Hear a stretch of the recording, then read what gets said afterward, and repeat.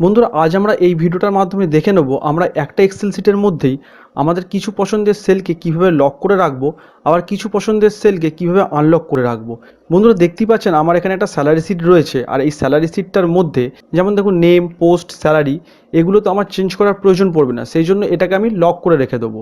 আর যেহেতু মান্থটা আমার বারবার চেঞ্জ করার প্রয়োজন পড়বে, যেমন ডিসেম্বর পর জানুয়ারি আসবে, তারপর ফেব্রুয়ারি আসবে, এরম যেহেতু মান্থ আমার চেঞ্জ করার প্রয়োজন পড়বে, সেই জন্য মান্থের যে কলমটা রয়েছে এটাকে আমি আনলক করে রাখবো। তো একই সিটের মধ্যে আমি কীভাবে সেলগুলোকে লক আর আনলক করে রাখবো এটাই আজকে আমরা এই ভিডিওর মাধ্যমে দেখে নেব। তো ভিডিও শুরুর আগে একটাই কথা বলবো, যারা এই মুহূর্তে এই ভিডিওটা দেখছেন আর চ্যানেলটা সাবস্ক্রাইব করেননি তাদের কাছে রিকোয়েস্ট করবো অবশ্যই চ্যানেলটা সাবস্ক্রাইব করে দেবেন। তো চলুন বন্ধুরা মূল ভিডিওটা আমরা দেখে নিই। তো বন্ধুরা প্রথমে করতে হবে কি, আমরা যেটাকে আনলক করতে চাইছি সেটাকে প্রথমে সিলেক্ট করব। মানে এই যে মান্থ কলমটা রয়েছে এটাকে টোটাল রেঞ্জটা আমি সিলেক্ট করে নেবো, মানে যতদূর আমার এটা চেঞ্জ করার প্রয়োজন পড়বে।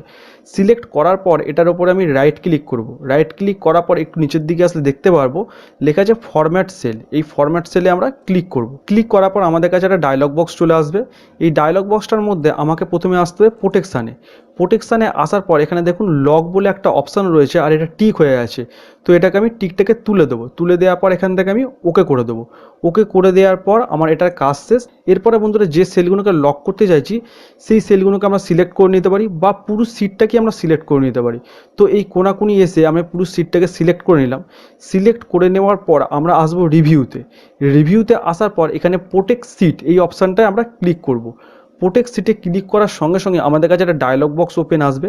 আর ডায়লগ বক্সটা ওপেন হওয়ার পর আমাদের এখানে কিছু করার দরকার নেই, জাস্ট আমরা এখান থেকে ওকে করে দেবো। আর আপনারা এখানে একটা জিনিস লক্ষ্য করে নেবেন, এই যে ফরম্যাট সেল যে অপশানটা রয়েছে এটা আপনাদের টিক হয়ে আছে কিনা। যদি এটা আনটিক থাকে এটা অবশ্যই টিক করতে হবে।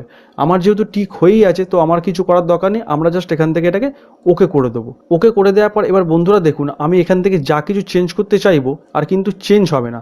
যেমন দেখুন আমি যদি এখান থেকে নামটা চেঞ্জ করতে চাই, তো নামটা যখন আমি চেঞ্জ করতে চাইবো দেখুন এখান থেকে নামটা কিন্তু আর চেঞ্জ হচ্ছে না। এরপরে বন্ধুরা আমি যদি সিরিয়াল নম্বর এখান থেকে চেঞ্জ করতে চাই তো দেখুন চেঞ্জ হচ্ছে না। যদি দেখুন পোস্ট চেঞ্জ করতে চাই তো দেখুন চেঞ্জ হচ্ছে না। মানে কোনো রকম কিন্তু এখান থেকে চেঞ্জ করতে পারবো না। আমার এই সেলগুলো সব লক হয়ে গেছে, মানে সিরিয়াল নম্বর থেকে এই স্যালারি অবধি সব সেলটা কিন্তু আমার লক হয়ে গেছে।